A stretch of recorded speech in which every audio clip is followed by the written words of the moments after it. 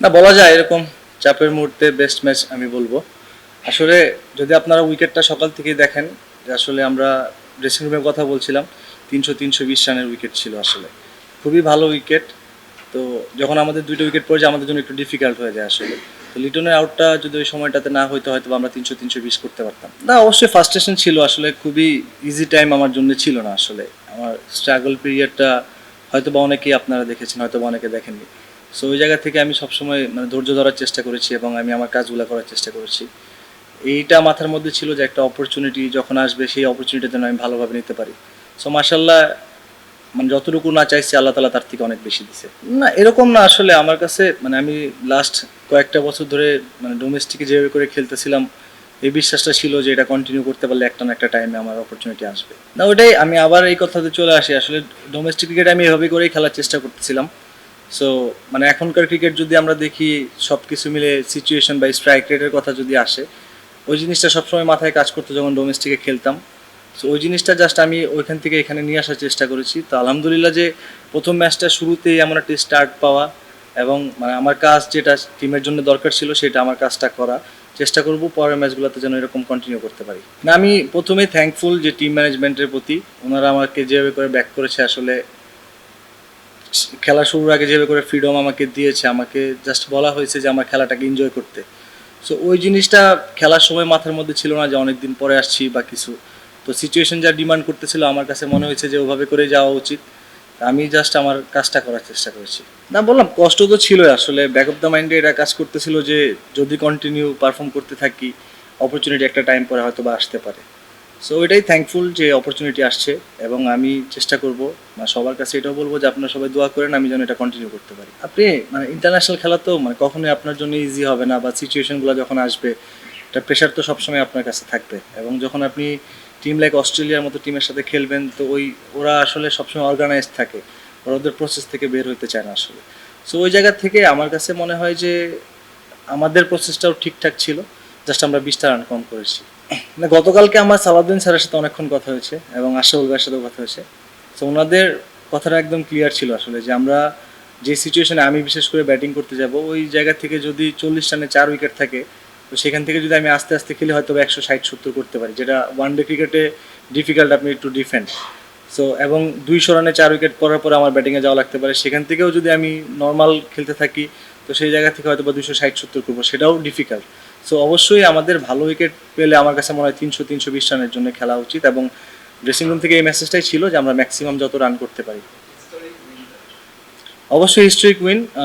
তবে আমি বলবো যে আসলে খুব ভালো একটা সুযোগ আছে আমাদের সামনে এই সিরিজটা জেতার মতো। আমরা যদি আমাদের প্রসেসে থাকতে পারি অবশ্যই সম্ভব, এবং সেই বিশ্বাসটা আমি থেকে শুরু করে আমাদের সবার সেই বিশ্বাসটা করতে হবে ইনশাল্লাহ। এখন আমি ওই দিকে চিন্তা করলে আসলে সেটা তো আমার কাছে কখনোই ব্যাক করে আসবে না, সো ওইভাবে আমি কখনোই চিন্তা করি নাই। শুধু আমি প্রেজেন্টে থাকার চেষ্টা করেছি যে যখন যে অপরচুনিটি আমার জন্য আসবে সেটা যেন আমি ভালোভাবে নিতে পারি, সেটার জন্যই প্র্যাকটিস করা, নিজেকে রেডি করা।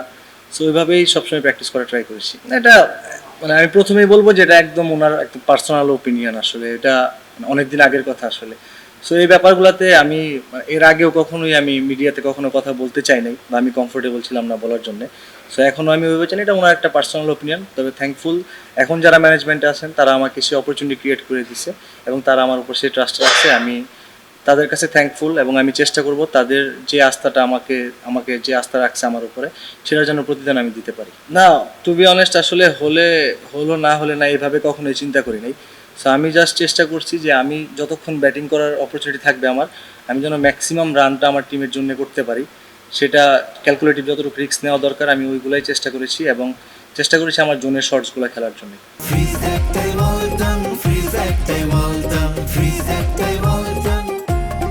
না, ওটা ওরকম কিছুই হয় না, জাস্ট ওটা একটা মানে আমি বলবো যে ব্যাটসম্যানের একটা ফার্স্ট্রেশন ছিল যে আউট হয়ে গেছে।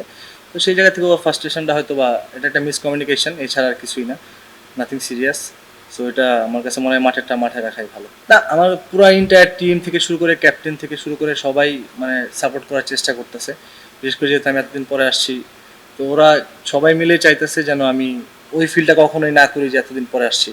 সো আবারও মানে আমার পুরো টিমের প্রতিও আমি থ্যাঙ্কফুল। দাও ভাই, আমরা আসলে আমার কাছে মনে হয় যে যদি কিনা আমরা ডোমেস্টিকে যেখানেই খেলি না কেন এবং যে ফরম্যাটটাতেই খেলি, উইকেটটা খুবই ইম্পর্টেন্ট। যদি আমরা ভালো উইকেটগুলোতে খেলতে পারি, আমার কাছে মনে হয় যে আমাদের টিমের যেই ব্যাটসম্যানগুলো আছে এবং বাংলাদেশে ওই টাইপের প্লেয়ার অনেক আছে, হয়তো বা উইকেটের ট্রাস্টের জন্য হয়তো অনেক ধরনের শর্টস হয়তো খেলতে পারে না।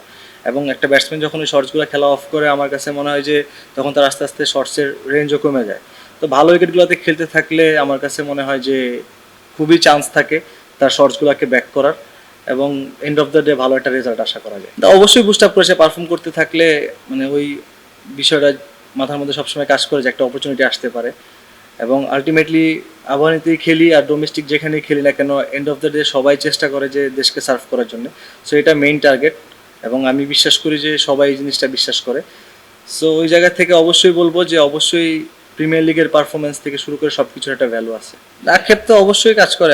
আমার কাছে মনে হয় যে আমার পোটেনশিয়াল অনুযায়ী আমি কখনোই ওইভাবে ডেলিভার করতে পারি নাই। এটা আমার ল্যাকিংসটাই আমি সবসময় দেখার চেষ্টা করি, এবং এখন পর্যন্ত স্টিল ওইটাই বিলিভ করি যে হ্যাঁ, যেটা হয়ে গেছে সেটা আমার ল্যাক্স ছিল। তো সেটা আমি ওভারকাম করে এখন নেক্সট আমাদের ম্যাচ আছে আরও, তো সেইগুলোতে যেন ডেলিভার করতে পারি। তা সত্যি কথা বলতে ভেবেছিলাম আসলে, এবং আমার কাছে মনে হয় যে এটা তো টোটালি ম্যানেজমেন্টের কল যে কাকে কখন কোন জায়গাতে ইউজ করবে আসলে। তো আমার কাছে মনে হয় যে যারা কিনা ডোমেস্টিকে পারফরমেন্স করতেছে, এই জায়গাটা যদি কনসিস্টেন্ট করতে পারে, আমার কাছে মনে হয় সবার জন্য দরজাটা ওপেন, এবং সেই সুযোগটা হয়তো বা মানে যারা ন্যাশনাল টিমে খেলতে চায় তারা সেই সুযোগটা অবশ্যই নিতে চাইবে।